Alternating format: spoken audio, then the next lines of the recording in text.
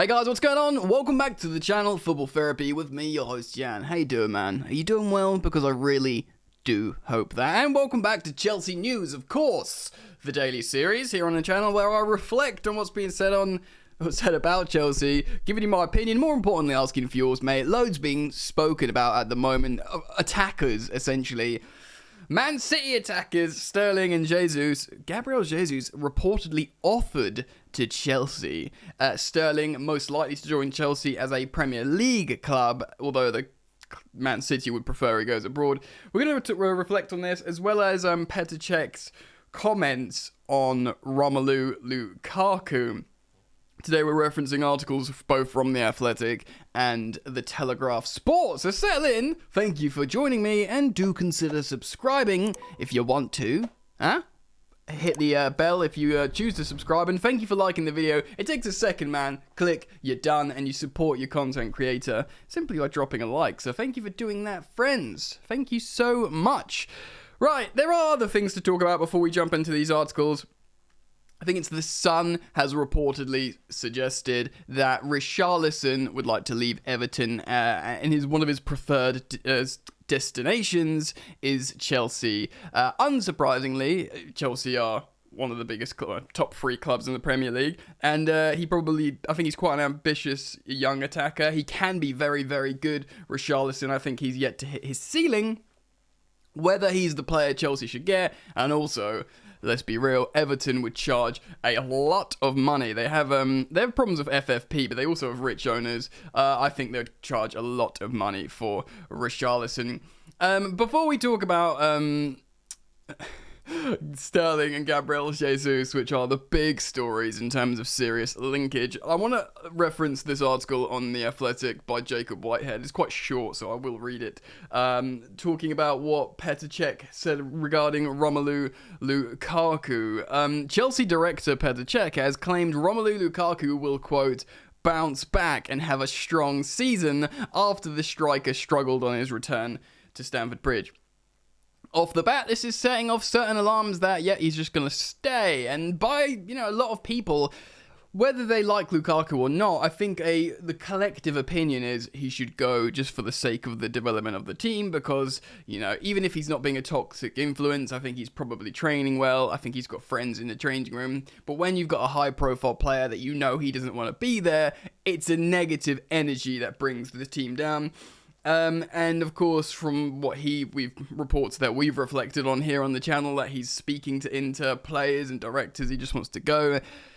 It wouldn't be the right thing to stay. But at the same time, in the same sentence, you wouldn't expect Petr Cech to be like, oh yeah, our most expensive asset, he's got to go, sell, cheap. He's I guess, of course, going to try and be positive and sort of hold his cards close to his chest to put Chelsea in a stronger position to negotiate. The club's former goalkeeper blamed COVID in a long-term injury for Lukaku's poor form. Lukaku, who's 29, only scored 8 Premier League goals for Chelsea across 26 appearances, having netted 24 goals for Inter Milan, in Serie A last campaign. Yet 24 goals and 11 assists, 35 goal involvements, which is incredible, of course. He struggled to break into Chelsea's starting 11 in the second half of the season, with Thomas Tuchel instead favouring Kai Havertz in the false 9 role. Lukaku's season was also affected by the controversial interview in December. He appeared to criticise the tactics of Thomas Tuchel, leading to outrage from sections of the Chelsea fan base. Lukaku then publicly and privately apologised for his choice of words. Speaking to Sky Sports, Cech said, so this is the quote, I personally believe Romelu Lukaku will have a great season. Last season, we saw how strong he can be when he came in. Unfortunately, the long-term injury he sustained against Villa slowed everything down. Then he obviously tested positive and got ill as well. We could see towards the end of the season, when Romelu Lukaku was fit and ready to go, how strong he is. We had a peculiar season with the COVID issues around Christmas and, of course, the sanctions and stuff, though he didn't mention that in the quote. He was one of the players affected. I have full confidence Romelu Lukaku will bounce back and have a strong season. Lukaku's agent has said he has not held discussions with the Chelsea forward about a move, but intends to speak with the club's new owners of the striker's future. Speaking to Italian publication La Repubblica, Federico Pastorello dismissed talks about the return to Inter Milan, saying the rumours were much ado about nothing. Hasn't he sacked Pastorello now because he wants to move? This is interesting because these are fresh quotes from Petr Cech talking about Romelu Lukaku, which might actually concern a lot of you thinking, oh God, he's going to stay. Oh God, we won't be able to get any money back. Oh God, we won't get a different striker who can fit the system better, who we can implement better.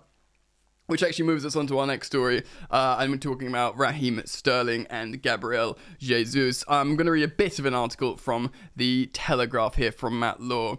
He speaks about how Chelsea and Thomas Tuchel have been looking at attackers, and that does genuinely include Raheem Sterling, who has got 1 year left on this deal, won't re-sign because he doesn't like I think he wants more playing time. He knows he's in his prime, and he knows he can sign for a club for probably quite high wages and for a role where he's the star man, essentially. I'm going to pick up on a segment of this article from Matt Law. Sterling is not the only option under consideration for Chelsea. Ousmane Dembele, Christopher Nkunku, and Barcelona target Robert Lewandowski have also been discussed. And on Robert Lewandowski, there is a chance he is a potential candidate for Chelsea, but he wants to go to Barcelona. As things stand, he's got no intentions of leaving of going anywhere else in Barcelona, but what he does want to do is leave Bayern Munich. If something can't happen with Bayern Munich, maybe he'll turn to Chelsea. I think he really wants to leave now. Something seems to have broken behind the scenes, and maybe if he just literally can't get a deal at Barcelona or a transfer, I think he's already agreed to terms of a contract. If he can't get a sale, maybe there's a small chance he'll be like, okay, I'll go to Chelsea. But that's not necessarily the kind of transfer you want, is it? Okay, while Sterling's teammate, this is interesting, Gabriel Jesus, who is wanted by Arsenal, has been offered to the club. So this is a quote that's rotating around social media today from Matt Law that seems pretty conclusive. Gabriel Jesus, Man City striker, has been offered to Chelsea Football Club. Probably for around like 40 million, 45 million pounds, maybe 40 million. Gabriel Jesus is in his prime the beginning of his prime as a centre forward. I think he's well respected as a versatile sort of modern striker. He's not the true nines that are left at the top of the game is like Harry Kane, Benzema, and Lewandowski, the aforementioned, and to a degree Romelu Lukaku, but to play in a particular system that suits him, which obviously didn't suit us. So other than those guys, you've got to get maybe a bit more of a floaty striker that wants to go wide. I mean, Gabriel Jesus has played wide. He actually started on the wing for Man City for a long time, like to a great effect, starting at Pep Guardiola's starting 11, Premier League winning level. And really, he probably wants to go because of the situation with Alvarez and Erling Haaland coming. So they're getting loads of new strikers, and he's probably like, oh, I can't be asked to this. He could come to Chelsea, realise his ambition as the main man. Perhaps Thiago Silva could get in his ear and, talk some positive stuff to him about coming to Chelsea as his Brazilian national teammate. And potentially, So let's read a little bit more, and then we'll reflect on this. Tuchel is open to allowing Romelu Lukaku to leave and to return to Inter Milan, but Chelsea are aware it will be difficult to replace the Belgian with a top-class, out-and-out striker. Also, it is, amongst all of this, we do need to remember, Lukaku, he's not just like a dead weight. I know people are frustrated how he hasn't pressed in certain games, and analytically, statistically, tactically, he just doesn't fit our football. But he still finished the season as our top goal scorer. There is value there. Despite what everyone would be like, oh, I'll just play Armando Broja. Chelsea will still value Lukaku higher than Armando Broja, as hard as it is for many of you to believe, because Lukaku scored over 100 Premier League goals. He starts for Belgium. He is still that guy. And Chelsea will be like, yes, no matter how much of a failure it was for a £100 million striker, he's still worth something to us in the squad, and we can still utilise this kind of striker to score goals every now and again. So they're not going to completely discard him. And they do recognise how this is still, in Europe, a high-profile, effective striker sometimes. Yes, you're right.